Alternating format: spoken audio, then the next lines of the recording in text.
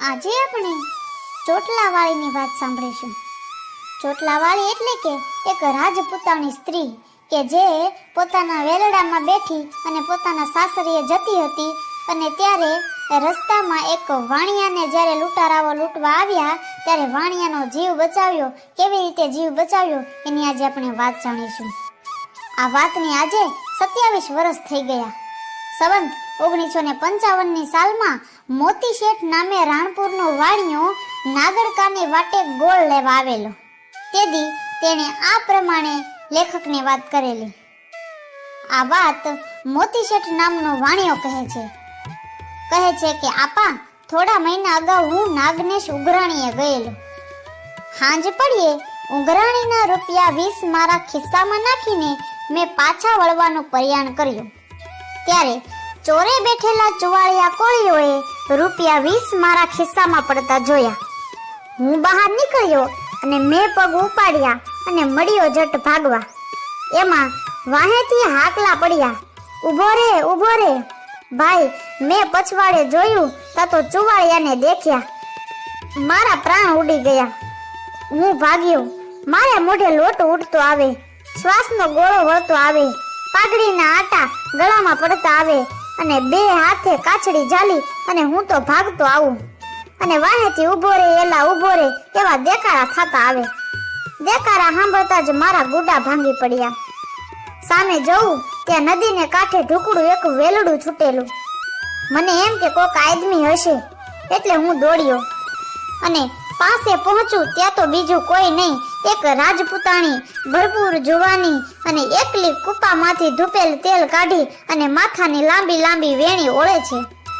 ભખ દેતો હું એ જોગમાયાને પગે પડી ગયો। મારા કોઠામાં શ્વાસ સમાતો નહોતો। એલા પણ છે શું? બાએ પૂછ્યું તો મેં કહ્યું, માવડી, મને ચુવાળિયા લૂંટે છે અને તમને હમણાં? આમ કરતા તો મારો સાદ ફાટી ગયો। બાઈના દિલ માથે સુડલો, એક સોનું, વેલડામાં લુગડા લતાની પેટી અને આજુબાજુ ઉજ્જડ વગડો। કાળા માથાનો માનવી ક્યાંય ન દેખાય। આમાં બાઈની શી વલે થશે? મને તો વિચાર આવવા મળ્યો અને મારો પ્રાણ ફફડી ઉઠ્યો। કોણ? બાપડા ચુવાળિયા લૂંટે છે? આમ મોં મલકાવીને બાઈએ પૂછ્યું। મોતી કહે, માતાજી, આ હાલી આવે ચુવાળિયા દેખાણા અને 15 લાકડીવાળા જુવાન હો। આપા, આ નજર નિરખ્યું છે। એમ મોતી શેઠ કહે છે કે અંબોડો વાળીને રાજપૂતાણી ઊભી થઈ અને વેલડાના હેટલા જાતરમાંથી એક કાટેલી તલવાર કાઢી અને હાથમાં તલવાર લઈને ઊભી રહી છે અને ચુવાળિયા ઢોકડા આવ્યા ત્યાં તો એણે ત્રાડ મારી, હાલી આવો, જેની જલનારીએ 1.25 શેર સૂટ ખાધી હોય, હાલી આવો। ત્યાં તો ચુવાળિયા થંભી ગયા। સૌ વિલે મોઢે એકમેકની સામે જોવા મળ્યા। લોચા વળતી જીભે એક જણે જવાબ દીધો, પણ અમારે તો આ નદીમાં પાણી પીવું છે। વાણિયો તો અમથો ભેમાં ભાગે છે, પી લ્યો પાણી। આમ રાજેશ્વરીની રીતે બાએ આજ્ઞા દીધી। ચુવાળિયા પાણી પીને ચાલ્યા ગયા। પાછું વાળીને મીટ વાંડવાની કોઈની છાતી ન ચાલી।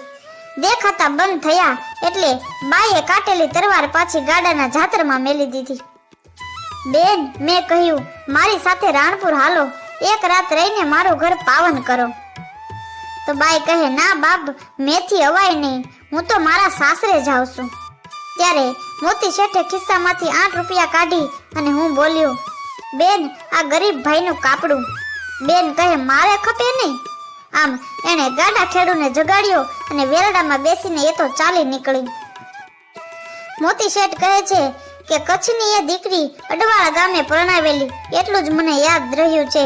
નામ ઠામ ભૂલાણા છે, પણ એ ચોટલાવાળીનું મોઢું તો નિરંતર મારી નજરે તરે છે। ધન્ય છે એ રાજપૂતાણીને કે પોતાના સાસરે વેલડામાં જતી હતી અને રસ્તામાં ઊભી હતી ત્યાં પણ તેણે વાણિયાનો જીવ બચાવ્યો અને વાણિયાને લૂંટતા બચાવ્યો છે। ધન્ય છે એ આપણી આ ધીંગી ધરાને, જ્યાં આવા અનેક જતીઓ, સતીઓ, સંતો અને શુરાએ જન્મ લીધા છે।